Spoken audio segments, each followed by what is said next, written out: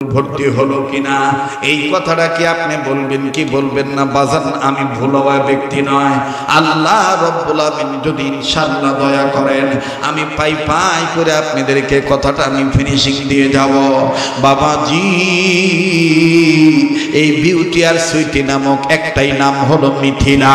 এই সুন্দরী মেয়েটা যখন কলেজে একদিন গেল, বাবা একদিনের ঘটনা, টিচার স্টুডেন্ট সবাই তার চেহারার দিকে তাকায় আছে, মুসলমান ছেলেরাও তার চেহারার দিকে তাকায় আছে।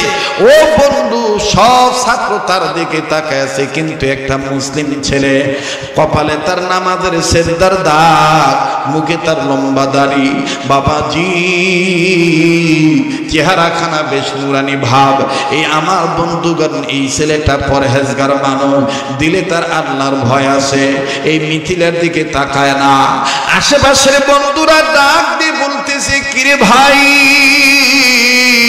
তোর মনে কি কোনো প্রেম নাই? তুই কেন মিথিলার দিকে তাকাস না? দেখ, যখন এই মিথিলা কলেজে ঢুকে ক্লাস করা বন্ধ হয়ে যায়, সবাই তার রূপের লাবণ্যতায়, তার কিরণে সবাই পাগল হয়ে যায়।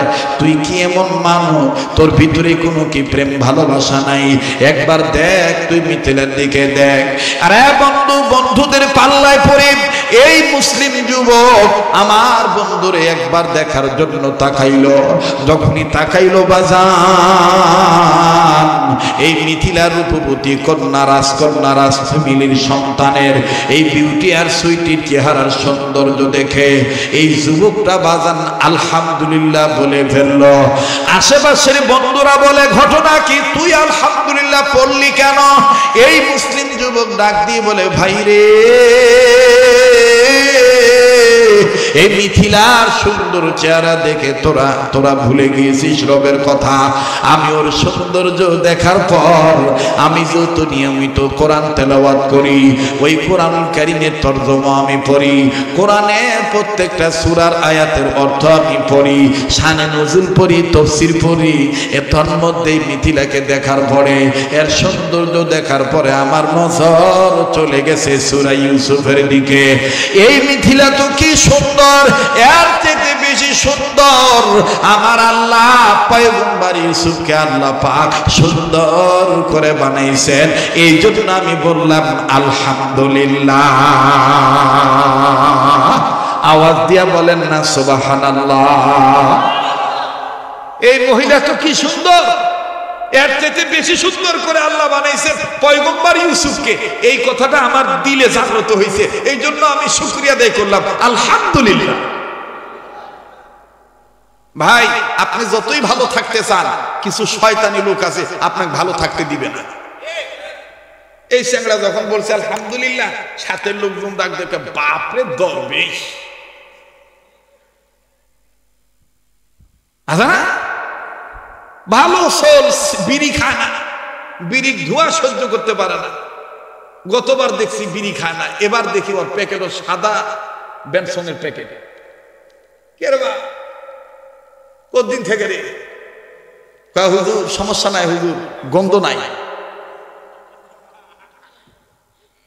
গন্ধ নাই হুজুর, এটা সাদাটা সাদাটা। রাগ করতেছেন নাকি? বেদা হইতেছে? কে চলে গেলে চলে যেতে দেন। আপনারা তো জানেন আমি আস্তে আস্তে বয়ান করালাম, আমি তাড়াহুড়া করি, কথা কয় না। কি ঘুমাইছেন নাকি? তাহলে আবার একটু সবাই জাগ্রত হয়ে তাকবীর দেন তো, বলেন তো আল্লাহু আকবার। আবার বলেন তো আল্লাহু আকবার। তো ওই ছেলেটা যতই ভালো থাকতে চাক, আসলে শয়তানের দালাল আছে, ওরা ভালো থাকতে।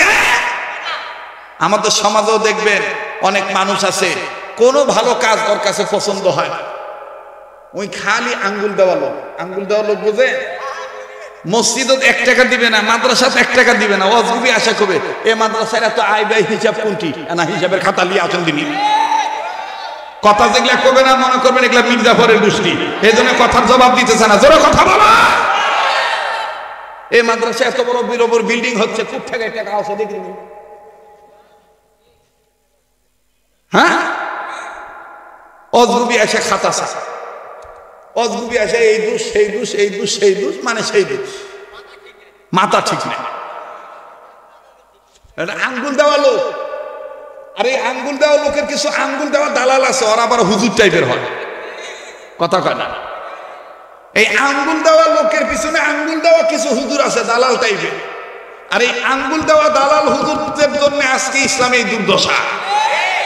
এখন আঙ্গুল দেওয়া হুজুরের প্রয়োজন নাই, জীবন দেওয়া হুজুর দরকার, রক্ত দেওয়া হুজুর দরকার, কথা বলেন ঠিক কিনা?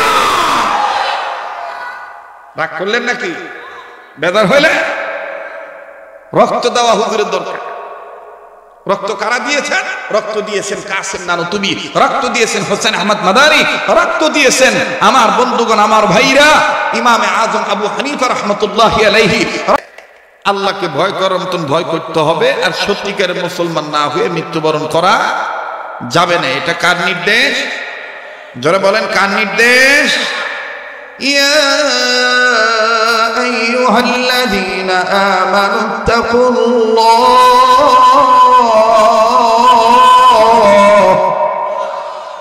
হাক্কা তুকাতিহি ওয়া লা তামুতুন্না ইল্লা ওয়া আনতুম মুসলিমুন। আমি কি গান গাইলাম? আমি কি তেলাওয়াত করলাম? বলেন, কোরআন তেলাওয়াত ভালো লাগে না খারাপ লাগে? কোরআন তেলাওয়াত যখন মুমিনগণের সামনে করা হয়, মুমিনগণের দিল আল্লাহর ভয়ে ভরে উঠে, তাদের কাছে থাকা ঈমান বেড়ে যায়। কেননা মুমিনেরা সর্বাবস্থায় আল্লাহর উপরই ভরসা রাখে, কথা বলেন ঠিক কিনা? তো যাদের ঈমান বাড়ে তাদের জবান দিয়ে আল্লাহু আকবার আসতে হয় না, জোরে হয়? তো কই জোরে আল্লাহু আকবার বলেছেন? একটু আকাশ গর্গন গর্গন করতেছে, ভয় পাইতেছে, কোন গজবের বৃষ্টি জানি আসে।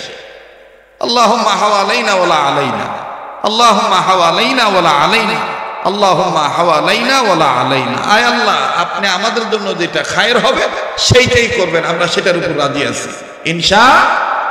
যারা বলেন ইনশাআল্লাহ। তো এবার একটু তাকবীর দেন তো, জোরে বলেন তো আল্লাহু আকবার। না বাজান, সামনের বাইরে চুপ থাকেন, পিছনের বাবারা বলেন তো আল্লাহু আকবার। এতগুলো শোনার চান যুবক বন্ধুরা, আওয়াজ এত কম কেন? আবার পিছন থেকে বলেন তো আল্লাহু আকবার। এবার পিছনের বাবারা চুপ থাকেন, সামনের বাবারা বলেন তো আল্লাহু আকবার। এবার সামনের বাবারা পিছনের বাবারা মিলে জিলে বলেন আল্লাহু আকবার। আল্লাহু আকবার বলা মানে কার নামের জিকির করা? কার নামের জিকির করা? আল্লাহর জিকির করতে হবে, আল্লাহকে সুন্দর সুন্দর নাম ধরে ডাকতে হবে। কোরআনে আছে না নাই? ওয়ালিল্লাহিল আসমাউল হুসনা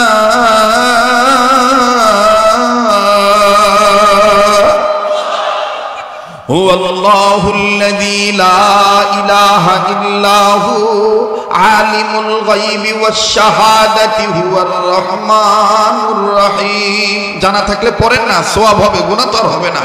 হুয়াল্লাহুল্লাযী লা ইলাহা ইল্লাহু আলিমুল গায়বি ওয়াশ শাহাদাতি হুয়ার রহমানুর রহিম। হুয়াল্লাহুল্লাযী লা ইলাহা ইল্লাহু আল মালিকুল কুদ্দুসুস সালামুল মুমিনুল মুহাইমিনুল আজিজুল জব্বারুল মুতাকাব্বির সুবহানাল্লাহি আম্মা ইউশরিকুন। হুয়াল্লাহুল খালিকুল বারিউল মুসাউবিরু লাহুল আসমাউল হুসনা। পড়েন আসমাউল হুসনা, পড়েন না, জবানটা খোলেন না। আসমাউল, সবাই আসমাউল হুসনা। হুয়াল্লাহুল খালিকুল বারিউল মুসাউবিরু লাহুল আসমাউল হুসনা। আসমাউল হুসনা ইউসাব্বিহু লাহু মা ফিস সামাওয়াতি ওয়াল আরদ ওয়া হুয়াল আজিজুল হাকীম।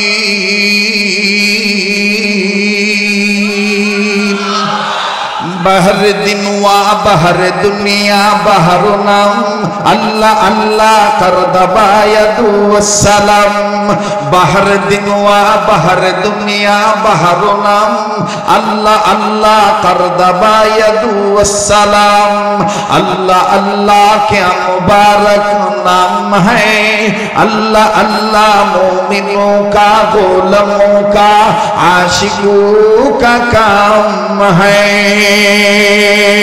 अस्माउल हुस्ना पढ़ें अस्माउल अल्लाहु अकबर মনটা চায় কিছু সময় দিতে মন চায় যদি আজকে বৃষ্টি এসেই যায় আমার এই ভাই বলতেছে সারা রাত ইনশাআল্লাহ এই অবস্থাতে শুনেন এখানে উম্মতের আলেমগণ আছেন ওনাদেরকে জিজ্ঞেস করে দেখবেন কোরআন হাদিসের আলোচনা চলা অবস্থায় জিকিরের হালকা চলা অবস্থায় আল্লাহ এবং আল্লাহ রাসূলের কথা চলা অবস্থায় বলা অবস্থায় শোনা অবস্থা যদি আকাশ থেকে বৃষ্টি বর্ষণ হয় আর সেই বৃষ্টির ফোঁটা যদি বান্দার গায়ে লাগে সাথে আলেমদের জন্য হবে এই জন্য বাজান আমি কথাটা শর্ট করে ভর্তি হলো কিনা এই কথাটা কি আপনি বলবেন কি বলবেন না বাজান আমি ভুল হওয়া ব্যক্তি নয় আল্লাহ রব্বুল আমিন যদি ইনশাআল্লাহ দয়া করেন আমি পাই করে আপনাদেরকে কথাটা আমি ফিনিশিং দিয়ে যাব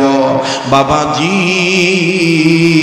এই বিউটি আর সুইটি নামক একটাই নাম হলো মিথিলা এই সুন্দরী মেয়েটা যখন কলেজে একদিন গেল বাবা একদিনের ঘটনা টিচার স্টুডেন্ট সবাই তার চেহারার দিকে তাকায় আছে মুসলমান ছেলেরাও তার চেহারার দিকে তাকায় আছে ও বন্ধু সব ছাত্র তার দিকে তাকায় আছে কিন্তু একটা মুসলিম ছেলে কপালে তার নামাজের সেজদার দাগ মুখে তার লম্বা দাড়ি বাবাজি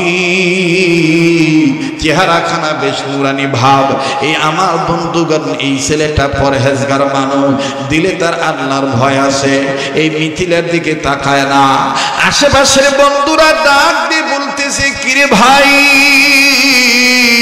তোর মনে কি কোনো প্রেম নাই তুই কেন মিথিলার দিকে তাকাস না দেখ যখন এই মিথিলা কলেজে ঢুকে ক্লাস করা বন্ধ হয়ে যায় সবাই তার রূপের লাবণ্যতায় তার কিরণে সবাই পাগল হয়ে যায় তুই কি এমন মানুষ তোর ভিতরে কোনো কি প্রেম ভালোবাসা নাই একবার দেখ তুই মিথিলার দিকে দেখ আরে বন্ধু বন্ধুদের পাল্লায় পড়ে এই মুসলিম যুবক আমার বন্ধুরে একবার দেখার জন্য তাকাইলো যখনই তাকাইলো বাজান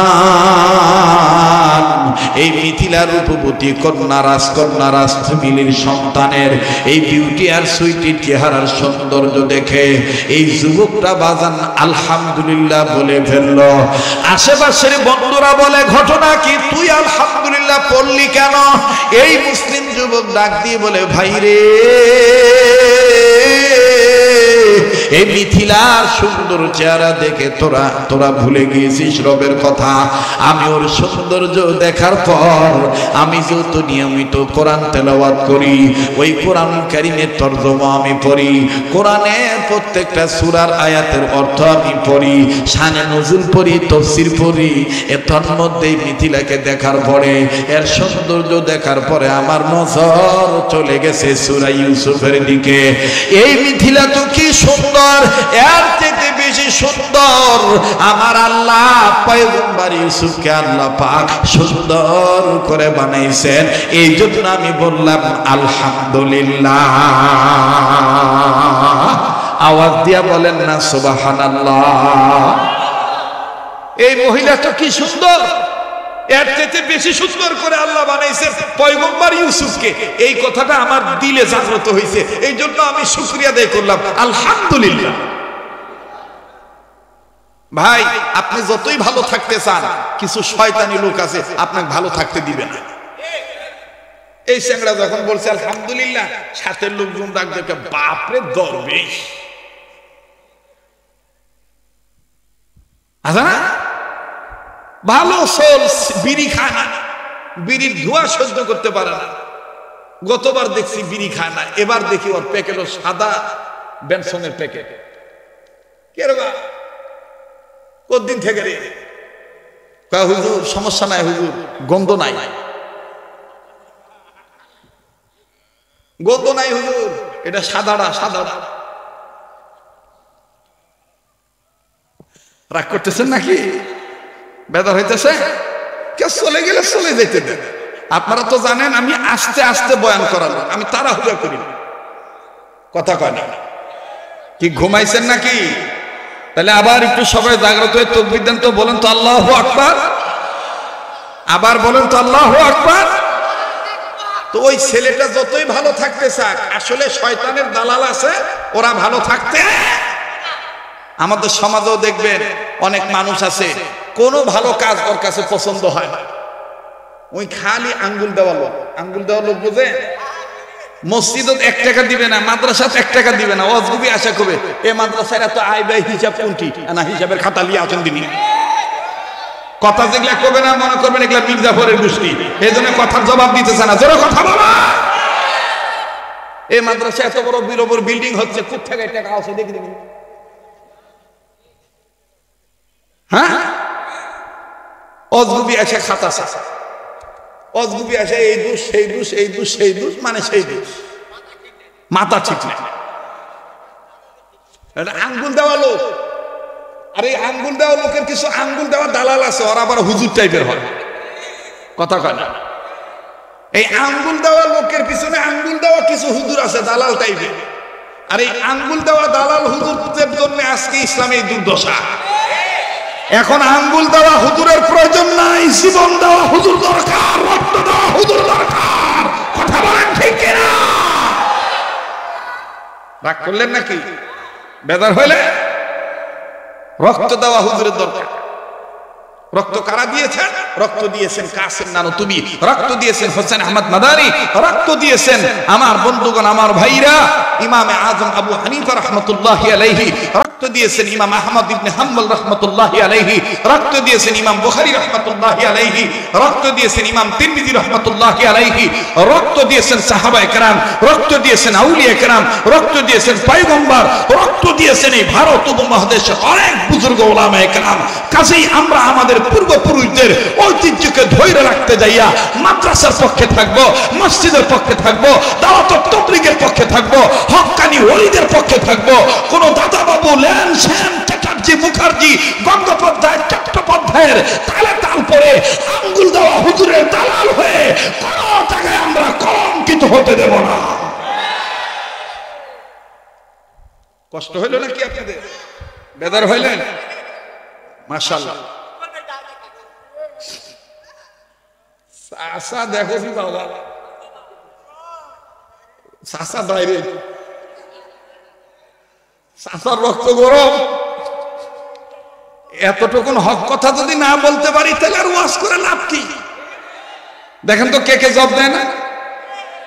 এতটুকুন হক কথা যদি না বলতে পারি তাইলে আর ওয়াজ করে লাভ কি? ইমামতি করে লাভ কি?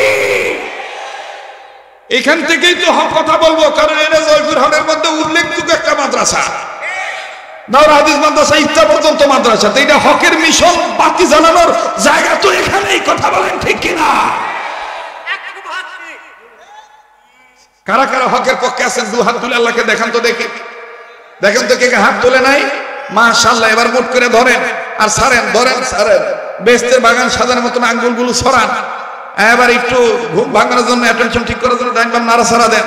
মুনাফিক খেদান, আঙ্গুল দেওয়া খেদান। হ্যাঁ, আল্লাহ আল্লাহ হন।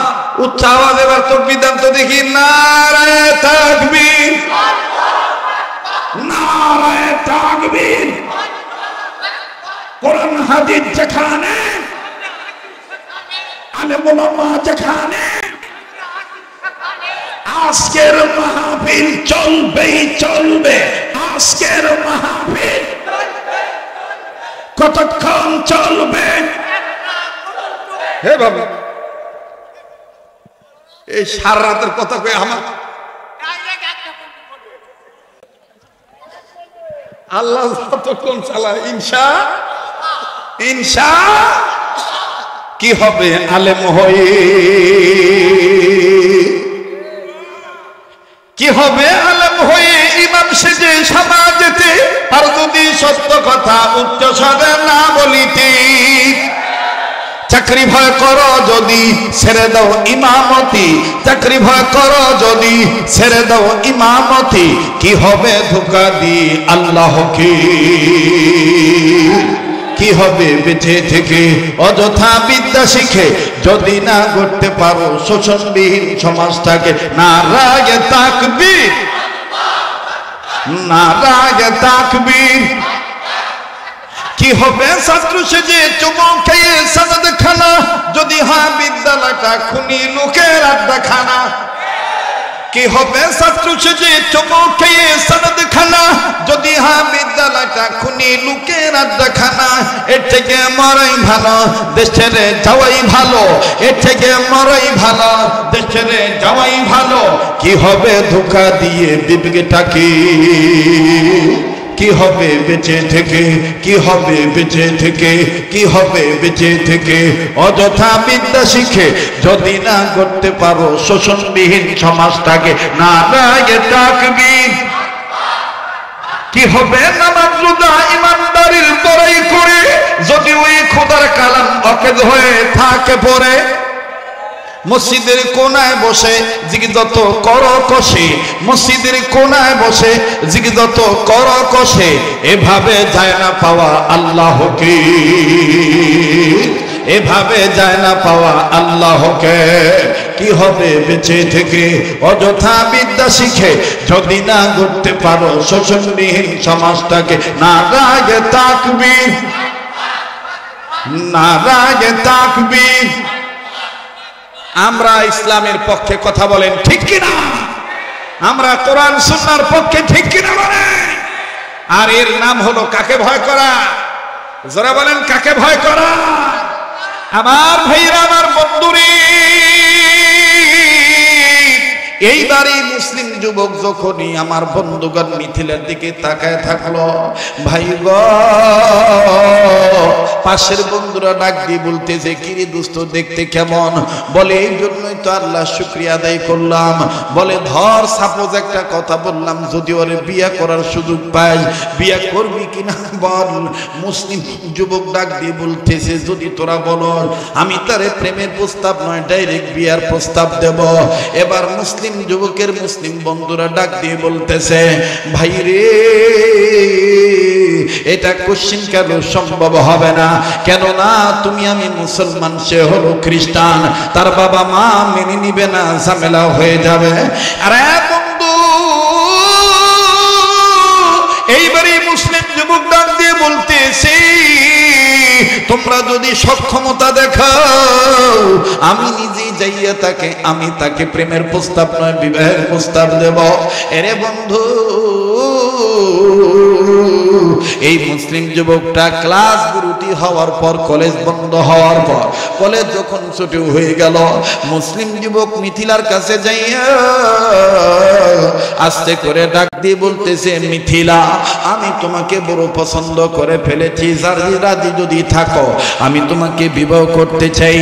মিথিলা ছেলেটার দিকে তাকিয়ে বলে তোমার নাম না উমর, তুমি না মুসলমান ফ্যামিলির সন্তান, আমিও কিন্তু তোমাকে অনেক ভালোবাসি, আমিও তোমাকে অনেক পছন্দ করি, কেননা এই কলেজের মধ্যে তোমার রেজাল্ট অনেক ভালো, কয়েক দিয়ে তুমি অনেক অগ্রগামী, কয়েক দিক দিয়ে তুমি কয়েক দিক থেকে অনেক অগ্রগামী, আমিও তোমাকে অনেক লাইক করি, অনেক পছন্দ করি। কিন্তু সমস্যা হলো আমার বাবা আমার বাবা মেনে নিবি কি নিবে না তা আমার জানা নেই। আর আমি এমন একটা মেয়ে আমার বাবা মার কথার অবাধ্য হয়ে আমি কোনো কিছু করি না। এবার মুসলিম যুবক ডাক দিয়ে বলল তুমি যদি বলো আমি তোমার বাবা মার কাছে প্রস্তাব নিয়ে যাব, আমি নিজে তোমার বাবা মার কাছে প্রস্তাব নিয়ে যাব। মিথিলা ডাক দিয়ে বলল আমার বাবা একটু রাগী মানুষ, আজকের রাত্রটা একটু ধৈর্য ধরো, আজকে আমি আমার মাকে ম্যানেজ করে নেই, আমার মায়ের মাধ্যমে বাবার কাছে খবরটা পৌঁছাই, দেখি বাবা কি বলে, এরপরে আমি তোমাকে বলবো। এবার মুসলিম যুবক ডাক দিয়ে বলল শোনো, জীবনের যে কোনো মূল্য হোক, জীবনের যে কোনো বিনিময় হোক, আমি কিন্তু তোমারে চাই। আরে জয়পুরহাট সদর থানার বাইরা, আরে বাবাজি একটু খেয়াল করে কথাগুলি শোনো, খুব খেয়াল করে কথাগুলি শোনো। জীবনে শেষ বয়ান মনে করে বয়ান করছি। এইবার পরের দিন নয়, ওই রাত্রিতে মিথিলা বাড়িতে চলে গেল। ও বাজান, মিথিলা বাড়িতে যাইয়া তার মাকে ডাক দিয়ে বললেন, মা গো, আমার ভার্সিটিতে আমার রূপের সৌন্দর্য দেখে মুসলিম ফ্যামিলির একজন যুবক পাগল হয়ে গেছে। তবে যুবকটা আমাদের কলেজের মধ্যে অনেক নাম করা যুবক, ভালো তার লেখাপড়ার রেজাল্ট, দেখতো অনেক হ্যান্ডসাম, আমার কাছে মোটামুটি তাকে অনেক ভালো লাগে। মা দেখলেন মেয়েটা আমার ওই ছেলেটার প্রতি যেহেতু সামান্য হলেও উইক আছে, একটু দুর্বল আছে। এবার মা ডাক দিয়ে বলল, মিথিলা রে, তোর বাবাকে ম্যানেজ করার দায়িত্ব আমার, তবে তুই আগে কোনো কথা বলিস না। বাজান, আমি কি দিয়ে কি বুঝাইতে চাই একটু খেয়াল করে শুনবেন বাবা। মূল হলো আল্লাহর ভয়, মূল হলো আল্লাহকে ভয় করা। আল্লাহকে ভয় করলে দেখেন কোনো ঝামেলা হইল আল্লাহ পরবর্তীতে তাকে এটা ভালো করায় দেয়। একটু খেয়াল করবেন বাবা। আরে বন্ধু, এইবার পরের দিন মিথিলা যখন তার মাকে বলছে, মা তার বাবাকে বলছে, বাবা ডাক দিয়ে বলতেছেন, আমার একমাত্র কন্যা সন্তান, এই মেয়েটা অসুখী হোক, এই মেয়েটা অশান্তিতে থাক, এটা আমি চাইব না। তুমি মিথিলাকে অবৈ দিয়ে বলে দিও, মিথিলা যে ছেলেটাকে পছন্দ করেছে, এই ছেলের সাথে তার বিয়ে হবে। আর যে ছেলে মিথিলাকে পছন্দ করছে, ওই ছেলের সাথে মিথিলার বিয়ে হবে। তবে এখানে একটা কথা হলো, যেহেতু মুসলিম ছেলে, মুসলিম ছেলেটাকে আগামীকালকে আমাদের বাড়িতে আসতে বলো। আমি মিথিলার বাবা হইয়া তার সাথে কিছু কথা বলবো, আমি কিছু শর্ত দেব, এই শর্ত মেনে নিলেই আমি বাবা নিজেই আমার বিউটি তোমার সুইটি মিথিলাকে ছেলেটার হাতে তুলে দেব। এইবার মিথিলাকে যখন বলা হলো, মা মিথিলা, তোমার বাবার পক্ষে থেকে তোমার জন্য খুশখবরিয়া, তোমার বাবাকে আমি ম্যানেজ করে ফেলেছি। আগামীকাল তোমার ওই বন্ধুকে আমাদের বাড়িতে আসতে বলবা। আমি আর তোমার বাবা তোমার বন্ধুকে কিছু শর্ত দেব, তবে মুসলিম পরিবারের পক্ষ থেকে ছেলেটা একাই আসবে, কেউ যেন আর না আসে। এই বাচ্চা দুটাকে কিন্তু সরান্ত ভাই, অনেকক্ষণ ধরে কথা বলতেছে, ডিস্টার্ব হচ্ছে, আলাদা করে দেব। মুসলমান ভাইরা আমার, খুব খেয়াল করে শুনবেন, গভীর মনোযোগী। এবার ডাক দিয়ে বলতেছেন, মুসলিম পরিবারের পক্ষ থেকে ছেলেটাকে একাই আসা লাগবে, দ্বিতীয় আর কেউ আসতে পারবে না। মিথিলা মাকে ধরে কান্দার ডাক দিয়ে বলে, মা, না জানি আবার আমার বন্ধুর কোনো ক্ষতি করো, বন্ধুটাকে নাকি আবার হত্যা করো। মেয়েটার মা ডাক দিয়ে বলে, মা মিথিলা, মা বাপ যদি কোনো কিছু করে সন্তানের জন্য সেটা ভালো হয়। ও মা, তুই আমি বেঁচে থাকতে তুই টেনশন করবি না, তোর বন্ধুর কোনো ক্ষতি হবে না। বাবাজি, এইবার মিথিলা পরের দিন যখন কলেজে গেল, কলেজ যখন বন্ধ হলো, মুসলিম যুবককে মিথিলা খুঁজিয়া খুঁজিয়া বের করিয়া, আবার যুবক মিথিলাকে খুঁজিয়া খুঁজিয়া পাইয়া, দুইজন একসাথে দাঁড়াইয়া মিথিলাকে যুবক ডাক দিয়ে বলে, কি ব্যাপার, তোমার বাবার খবর কি? বলে, তোমার জন্য বড় সুসংবাদ, গুড নিউজ, আমার বাবার রাজি আছে কিছু কিছু, তবে আমার বাবা বলেছে তোমাকে আমাদের বাড়িতে যেতে হবে।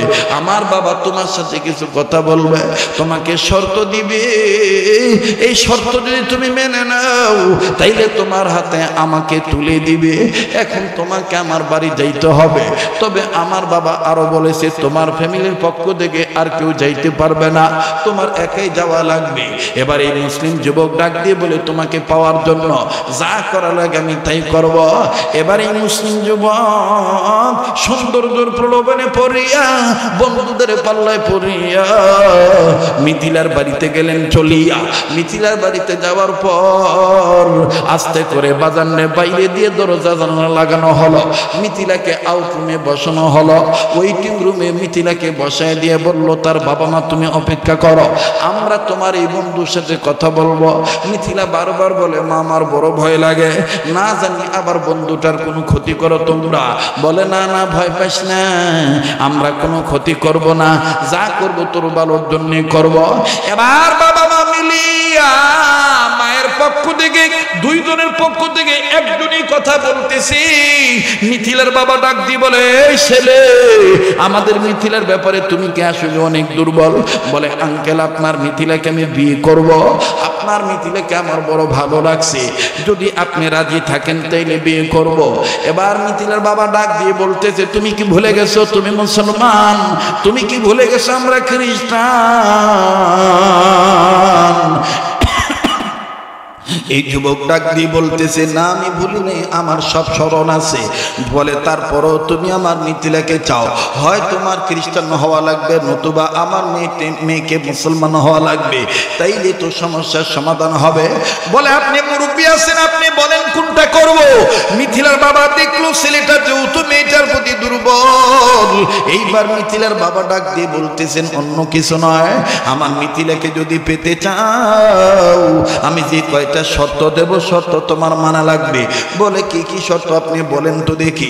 ডাক দিয়ে বলতেছেন, এক নম্বর শর্ত হলো, তোমাকে খ্রিস্টান হওয়া লাগবে, তুমি আর মুসলমান থাকতে পারবা না।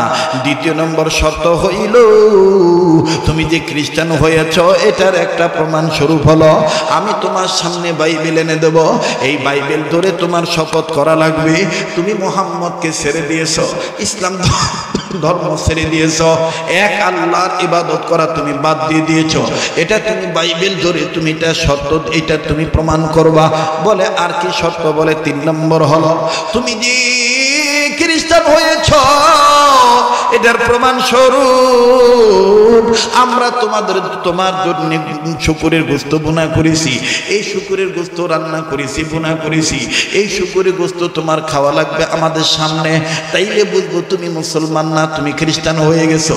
বলে, আর কি শর্ত? ডাক দিয়ে বলে, আর একটা শর্ত হলো, তোমার মুখে লম্বা দাড়ি, এই দাড়ি তোমার কেটে ফেলে দিতে হবে।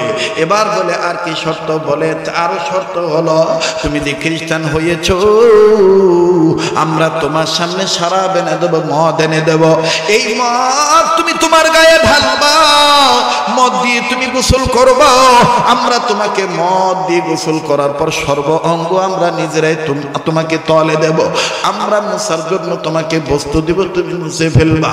এবার বলে, আর কি শর্ত বলেন তো দেখি। বলে, আর একটা শর্ত হলো, মিথিলাকে দিয়ে দেব, মিথিলার সাথে বিয়ে হওয়ার পর কিছুদিনের মধ্যে তুমি বিদেশ চলে যাইবা, এমন দেশে যাইবা, এমন রাজ্যে যাইবা তোমার পরিবারও যেন না পায়, আমার পরিবারও যেন না পায়, আমার বংশের কেউ যেন তোমাকে না পায়, আর তোমার বংশের কেউ যেন তোমাকে না পায়। আমরাই নতুন করে তোমাকে পাসপোর্ট ভিসা রেডি করে দেব, বিমানের টিকিট করে দেব। এবার ছেলেটা ডাক দিয়ে বললো, আর কি শর্ত? বলে, শেষ শর্ত হলো, তোমার হাতে যে ব্যবহৃত মোবাইল আছে এই মোবাইলটা ভেঙে ফেলতে হবে, এবং এই মোবাইলের যে সিম কার্ড আছে এই সিম কার্ডটা তোমাকে নষ্ট করতে হবে। আমরা নতুন করে তোমাকে মোবাইল দেব, নতুন করে সিম কার্ড দেব, যাতে তোমাকে আমাদের পরিবারের লোক এবং তোমাদের পরিবারের লোক ফোন করে ডিস্টার্ব না করতে পারে। মুসলিম ছেলেটা বলল, এটাই কি শর্ত? আর কি শর্ত আছে? বলে, আর কোনো শর্ত নাই। বলে, আঙ্কেল, মিথিলাকে পাওয়ার জন্য আমি সব করতে রাজি, আনেন বাইবেল, আনেন বাইবেল ধরে আমি বলবো আমি মুসলমান নাই, আমি খ্রিস্টান হয়ে গেছি, আনেন শুকরের গোশত, শুকরের গোশত আমি খাবো, আনেন মদ, মদ দিয়ে আমি গোসল করব, আনেন আমাকে ব্যবস্থা দেন, আমি শেভ করব, দাড়ি কেটে ফেলবো। এবার ডাক দিয়ে বলতেছে, বলার পর বদনরি এই মুসলিম যুবক দুনিয়ার সৌন্দর্যের প্রলোভনে পড়িয়া খ্রিস্টান হয়ে গেল। বাবাজি, বিয়ে শাদী কমপ্লিট হয়ে গেল। একটু গভীর মনোযোগী হয়ে শুনবেন বাবা, আবার বলছি, পিছনের দিকে ফিরে নিয়ে যাই। অন্তরে যদি থাকে আল্লাহর ভয়, মাঝখানে ভুল হইলেও বাজার কোনো না কোনো সিলায় আল্লাহ পাক আবার করে দেয় জয়। একটু খেয়াল করবেন বাবা, কোনো দিকে কোনো নজর নাই বন্ধু। বিয়ে শাদী হয়ে গেল, কিছুদিন পর বাবা যখন পাসপোর্ট ভিসা রেডি করে দিল, বিমানের টিকিটটাও রেডি করে দিল, এইবার মিথিলার হাতে টিকিট দিয়ে ডাক দিয়ে বলল, তুমি তোমার স্বামীকে নিয়ে জলদি করে এই দেশ ত্যাগ করা লাগবে, এই দেশের বাইরে দেশান্তরী হওয়া লাগবে, যেখানে খ্রিস্টানদের রাজ্য ওই দেশে যাওয়া লাগবে, যে জায়গায় খ্রিস্টান মিশনারি আছে এই জায়গায় তুমি তোমার হাজবেন্ডকে নিয়ে যাইবা। এতটা সময় তোমাদের ফ্লাইট, এতটা সময় তোমাদের বিমান ছাড়বে, এই নাও টিকিট, এই নাও ভিসা, এই নাও পাসপোর্ট। মিথিলা তার হাজবেন্ডকে যে ডাক দিয়ে বলল। ওয়াজের পরবর্তী অংশ দেখতে চাইলে সাবস্ক্রাইব করুন, লাইক করুন এবং কমেন্ট করে জানিয়ে দিন। নেক্সট টাইম এর পরবর্তী পার্ট দেওয়া হবে ইনশাআল্লাহ।